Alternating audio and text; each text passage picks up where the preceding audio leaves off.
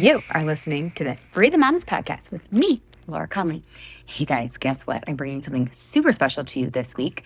It is called the Drop 5 Pounds While Life is Lifing Challenge. I'm bringing it to the podcast because we did it last week over Voxer on Zoom, and it was just so good, so meaty, so juicy. People were losing so much weight, and so I wanted to bring it to you so it was so accessible and so easy to follow. So every single day, Monday, Tuesday, Wednesday, Thursday, Friday, we're going to drop 5 pounds, but we're going to drop an episode that includes the things that you need to do in order to drop 5 pounds while life is lifing. So enjoy it. Let me know what you think. Pretty please leave a review. And if you know that this is your year, if you are ready to feel like yourself in your skin, sign up for the Yummy Mummy experience. We start January 20th. Go to lauraconley.com to get more info. Love you, babes.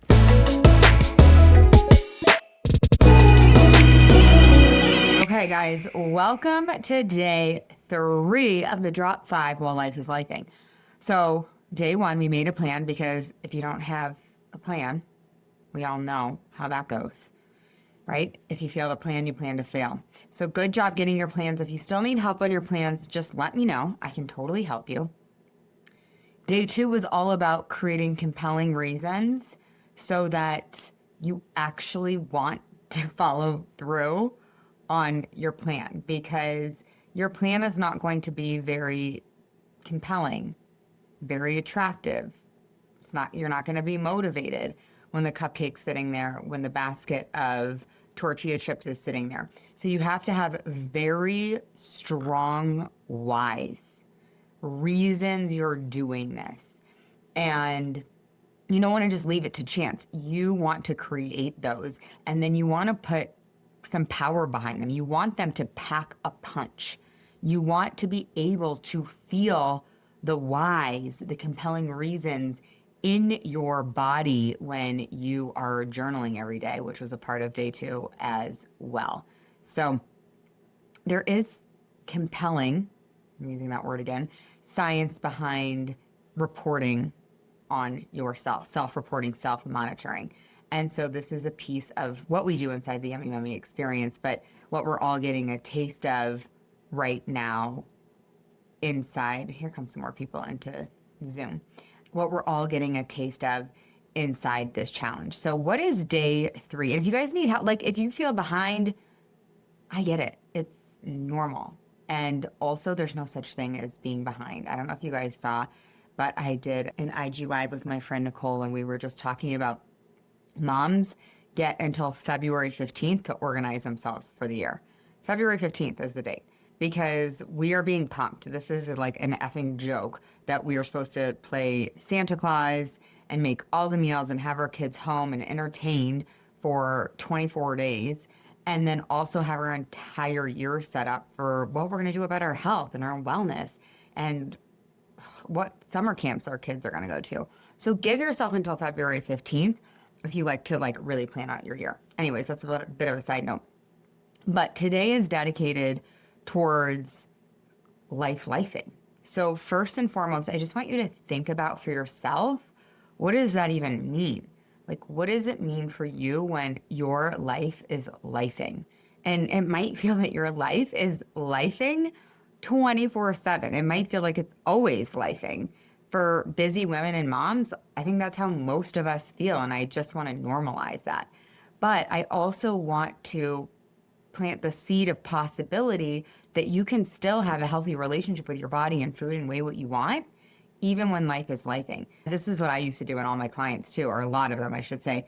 We used to wait for this pristine container, this 3-week or 3-month or whatever time on our calendar where there's not going to be any social plans. There's not going to be anything to get in the way of us honoring our plans. And the reality is that's just never going to happen.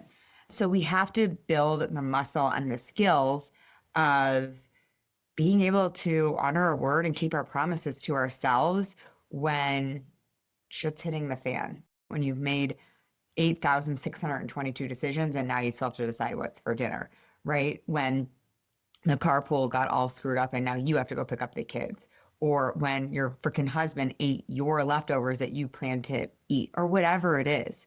or it's freaking January 7th and you're like, oh, so tired and it's so hard to honor your plan. And the easy thing is to just grab a piece of toast or whatever, or your kids' leftovers or whatever. Anyways, so first and foremost today, what does it mean to you? What are some examples for you and your specific life, your personal life, when life starts to life and it makes it feel really hard? For like, it's easy. Like, if you're in your routine and everyone's behaving and listening and doing what they're supposed to when they're supposed to, it's not that hard to eat your salad or to like make yourself some scrambled eggs and bacon and berries. It's not that hard, but it starts to get, it is sometimes still a little hard, I'll give you that. But my point here is that it gets harder when life starts to life and your brain gets louder, right? Remember, your lower brain, its job is to seek pleasure and avoid pain. So what does that mean at the beginning of honoring your plan? Seeking pleasure is cupcakes, pasta, pizza. Avoiding pain is not saying no to yourself. It's painful to honor your word at the beginning. It gets really easy, but at the beginning, it's painful. And it's a survival mechanism that your lower brain has. Seek pleasure, avoid pain. That's what used to keep us alive. That's what got us here. But that lower part of our brain doesn't understand that it's 2026, food is readily available, and we can get pleasure from the hot tub or a walk outside in the sunshine. But our brain wants the easy hits, the cheap hits, the hits that are pretty high, but then also come with a low, right? Plans aren't good. Plans without a plan for when mistake happens, those aren't real plans. So we made our plan, and now we're making the best part of the plan, which is figuring out all the obstacles that could arise, and then all of the strategies that we can create to overcome those obstacles. Okay. So the obstacles, all of the examples for you personally of when life starts to life and you throw in the towel, or your brain starts to get really clever because it's a lower brain, because it's seeking pleasure, your brain's going to throw everything out at you. We have to figure out what are the obstacles ahead of time. What is going to inevitably get in the way? Like, I used to be like, no, nothing's going to get in the way. Everything is going to be perfect. I'm totally going to honor my plan. And then I wouldn't. So we have to have a plan for when we make a mistake. We have to have a plan for when our plans don't go to plan. Okay. So that's what today is dedicated. So I want you to get out a piece of paper and think about, when is the last time you kind of threw in the towel? When is the last time you're like, oh, it doesn't even matter. F it. I'll start on Monday. What was coming up for you? Because we want to start to strategize around those obstacles, because they will arise again. Your brain sometimes will be like, oh, that's never going to happen. That was so totally unique. No, it's going to happen again. And we have to plan for it. So what are some common examples that come up for you? Like, what gets in the way? Family parties. Okay, so this is great. This is life starting to life, family parties. But what specifically? So this is where, when life is lifing, we want to get really stupid specific. So what exactly happens, Megan, at those family parties? What is a specific obstacle? Do they always make your favorite baked brie? Like, do they push food on you? Hi, Olga. It's so good to see you. Yeah. What exactly happens at the family parties? So much food, so many options. What else happens? What are the other obstacles that you guys see, right? It's like you're running out the door. There's a leftover English muffin. You're kind of hungry. You know you're not going to have time to stop before you drop the kids off and get to your next meeting or whatever. So you just eat the English muffin, even though it actually doesn't give you that much energy or nutrition. Stress eating. Yes. And that's where we want to get even more specific. You guys are going to like hate me, or you're going to roll your eyes at me, because I'm going to keep harassing you to get even more specific. Like, so the last time, and thank you so much, Megan, for putting your comments in here, because this is so much more fun and so much more real. I can pull from some examples that I have pulled up here too in a second. But my point here is stress eating. Like, when is the last time you ate because of stress? What were you stressed about? And what did your brain offer as a reason to eat? What did it say? Was it like, But we just deserve a little something. Today was so hard. We earned a little treat. Come on, this will take the edge off. What exactly did your brain say? Because when we can get, the more specific we can get, the better strategy we can create. PMS cravings for chocolate, candy, junk food, and then get more specific. What does your brain say? So you might think this is fun, you might not, whatever, you might think it's like super obvious. You can't put a piece of food into your mouth without a preceding thought. You literally can't do it. There has to be a thought that gets you to grab the food and put it into your mouth. So what does it say when you're PMSing and you want chocolate? It could be as simple as, I want chocolate. Chocolate is good. But when we can get the exact obstacle, the exact thought, guess what? We can create a counter thought. You know what, brain? We are PMSing. You're right. And chocolate actually probably would taste good. But what would serve us at a higher level? Maybe we need to just take a nap and do a 20-minute yoga nidra. Maybe we need to go for a walk. Maybe we need to go to bed early tonight. Maybe we need clean sheets. Maybe we need like a nice mint tea. And that's where I want you to start. So what you guys are you'll see on your homework today, on the left side of the paper, I want you to put all of your obstacles, all of the very specific examples of when life starts to life. And then on the right side of the page, I want you to start to create strategies. What are you going to say back to your brain? And what are you going to do differently? So there's two types of strategies. There are thought strategies and there are do strategies. So you always want to have a thought strategy. So if your brain's like, you know what? Let's see. Oh, you deserve it because you have a hard day. Your kids are in bed, so you don't have to share. Ooh, I finally get my time. I'm going to sit down and I'm going to nom nom and I'm going to get my show on. And so that's very specific. And then what do you want to say instead? And this, you guys, is really where compelling reasons can be helpful. You can put your compelling reasons as thought strategies on that right side of the paper.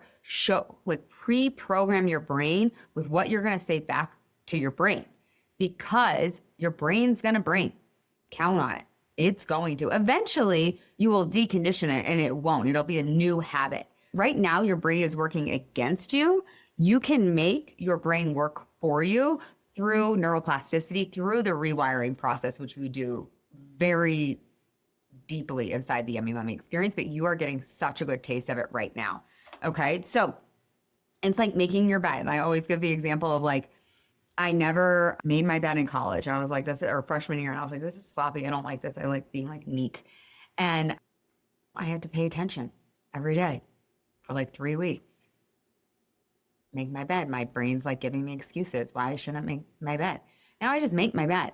Or like I was really realizing that the mornings were stressful at my house. And I'm like, wow, this is not working. But I don't want to get organized the night before because I just want to like watch a movie with my kids or play games with my kids or do what I want to do. But now I'm like, no, and I have the strategies ready to go. No, it's going to go so much better tomorrow. This sets my kids up for success. It makes them feel good because they have the structure. Now, you can have more than just one strategy for each obstacle. And in fact, I recommend it because your brain's going to want to go back and forth. So like you want to make sure that's ironclad, that it's locked in, loaded and ready to go. And then you got to start testing them in real time and you'll start to find, okay, what really works here? And this step is so imperative. I do not believe that, this is a little harsh, but I don't believe that you or we are committed to any goal, to any dream, to any intention until we do the obstacles and strategies. Because a plan without a plan for mistakes is not a real plan. It's not a real commitment. It won't happen. It's just this would be nice if this happened this year. And commitment sometimes can get a bad rap or can kind of make us feel tense. I want to invite you into devotion or creating a relationship with your future self and what she wants. This is for you. You don't have to do this. You can do whatever you want. You are an adult human being. So remembering that you're choosing this is going to help you immensely. So when your brain's like, oh, but I'm PMSing and I really want the chocolate, you can have the chocolate. That's totally fine. We're an adult human, but we actually don't want the chocolate because what we want is to wake up feeling refreshed. It's to walk into our closet and put on anything. It's to feel light and bouncy in our bodies. I always like use the litmus test. Like, can I have a dance party with my kids after dinner? I mean, now I always can because I just eat until sated. I don't eat until full because I literally hate it. But that was a huge why for me for a long time. It's like, I want to feel good in my body at all. I want to be able to say yes to my kids at all times without obligation. I used to say yes because I felt like I had to. Now I do not want to play fucking Barbies on the floor. I do not. I hate that shit. I also don't really want to play Pokemon cards, but I will play Taco Cat Goat Cheese Pizza all day long and I will beat your ass. I'm just kidding. But my friends are like, you never let your kids win. I'm like, no, is that bad? Anyways, I do let my kids win a little bit sometimes if I don't want to deal with temper tantrum. But anyways, my point here is, are some of your habits blocking you from having the vibrant, radiant life that you want to have? And so we have to plan. And you know what? Our past is great. This is where I'm like, how to not make 2025 a failure, how to not make experiences within 2025 failures is to go get the hidden treasures, the golden nuggets. Go look. What didn't work? Why didn't it work? Don't beat yourself up. Just go get the data because it's going to happen again. So we have to interrupt that pattern by doing obstacles and strategies, by figuring out what does it mean for me specifically when life is lifing and how can I solve for it? And if you can't solve for it, that's where coaching comes in. Or if your solve or if your strategy isn't working, that's where coaching is literally priceless. I literally write in my journal like every day. I'm so grateful for coaching. I literally don't know what I would do without it. Okay, if you guys want to talk out loud or you want to chat in the Zoom chat, or if you want to go into the Voxer coaching channel, I can answer any questions. Okay, so Megan says, can you give an example of when you planned but failed and what you did or your thought process? Okay, so this is, you're getting at another tool that you're going to learn in the Yummy Mummy experience, which is called Look Back with Love. So anytime you make a mistake, this is like obstacles and strategies after the fact. So, okay, let me explain to you what Look Back with Love is, and then we'll give a specific example. Okay, so Look Back with Love is you made a mistake, you didn't follow through on your word. What you do, and you're going to get this in your workbook and in your journal. It's going to be like line item by line item. It's going to tell you exactly what to do and how to do it. And I'm going to help you once we start on January 20th. But the little appetizer version is what happened? Why didn't that work? Okay, so like going to dinner with my dad, I'm going to plan to have the halibut and Brussels, but I get there and the waiter is raving about the homemade whatever the heck pasta, tortellini pasta, whatever it was. It wasn't tortellini, it was something else. And he's raving about it. And you haven't had pasta in a while. And you're like, oh, screw it. I'm just going to have the pasta. This is once in a lifetime. I'm never at this restaurant. Like, okay, my dad's having it too. It's not fair. You only live once. And we had a really hard day taking care of my mom. So like, I deserve it. So those would be all of the thoughts that would be running kind of in the background. They're not super loud at first. And so then I say yes because of those thoughts. Then I eat the pasta. And then I realize I've eaten the pasta. My job is to look back with love, not shame, but to look back with love and to say, hey, what was going on there? No big deal. It's friggin' pasta, you guys. It's not heroin, okay? Like, big deal. You ate the pasta. Like, you do not need to beat the crap out of yourself. But I also do not, this is what we're going to get into tomorrow, but I'll give you a taste now since you guys are asking. But this is devotion. This is discipline to teach. You have to get the learning. You have to get the buried golden nugget treasure from the mistake, or it actually is a failure. That's what I was talking about with 2025. how to make 2025 not a failure is to go back and get the learnings. If you feel like you had a failure, I'll give it to you. It is a failure if you don't go get the lesson, which is super harsh and mean, but it's true. Sometimes I just have to, shake you with my passion. Okay, so you want to like bathe yourself in love. And if shame comes up, that's okay. Remind yourself you're getting the golden nugget. Remind yourself it's normal to feel shame. But with devotion and discipline to teach, you are teaching yourself. With devotion and discipline, you can look back with love and you can learn. Because what people do is they either beat themselves up or they throw their head in the sand. And a lot of people think throwing their head in the sand and ignoring the situation is love. It's not love. It's throwing your head in your sand and ignoring. Like, I think about this with like kids. It's like, if my kids need to be taught something that they really need for them to be like well-adjusted humans in the world, and I'm ignoring them, that's like not loving. So we have to go look at the thing, even though it's scary. So why did I eat the pasta? Oh, because I had the thought, we had a hard day, I deserve it, it's a once in a lifetime chance, he said it was really good. And so those are all of the life is lifing thoughts, and now I can create obstacles. What do I want to say back to myself when my brain says, this is once in a lifetime? No, it's literally not once in a lifetime. You can get pasta, homemade pasta, literally every day of your life if you really want it. But he said it was so good. Okay, well, he also did say that the steak was really good. What about the steak? What about sticking to the plane of the halibut? You've had the halibut before. It's freaking delicious. Okay, what about the thought, well, we had a hard day. This situation is nar. Okay, we did have a hard day. That was hard. How can we take care of ourselves in a way that's supportive? Okay, we're going to go to bed early and we're going to let ourselves sleep in till like 9:30 or whatever. What is actually helpful? Okay, and so that's how you kind of find the golden nuggets, you find the life is lifing examples, and then you start strategizing for them. And you'll get better and better at it. So that you guys are going to get an email. I'm going to give you, I'm going to write on the email the exact homework that you guys have. But really what it is to list out 10 things that could get in the way of you honoring your plan and then your strategies. And you're not going to want to do this.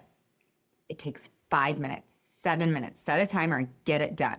You're not going to want to do it because your brain thinks that this is painful. And your brain also thinks, well, if we do this, then we're not going to get the pleasure of the chocolate or the candy or the cupcake.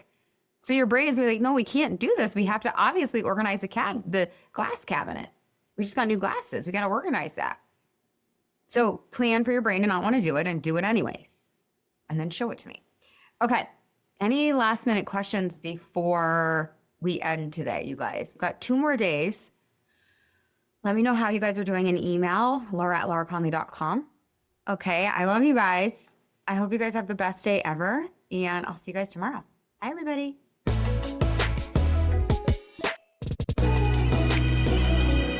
Hey, babes. Okay. Did you like it? What do you think? Let me know. Pretty please go leave a review for the podcast because my dream is to free 1 million moms and I'd love to have you help me or share this episode with somebody who you know is maybe struggling. And remember, go to lauraconley.com and book a call with me if you're on the fence or just straight sign up for the Yummy Mummy experience. It's my 6-month group coaching and course that literally guarantees you lose weight for the last time or your money back. So if 2026 is the year where you are excited to go shopping in your closet, where you're excited to wake up and do your day, where, dare I say, you're excited to go down the water slide with your kids at the pool this summer. If your summer was not as good as you wanted it to be last year because of the way that you felt about food in your body, you have to start now and you have to be willing to get help and accountability. And that's what the Yummy Mummy provides. I'll see you inside.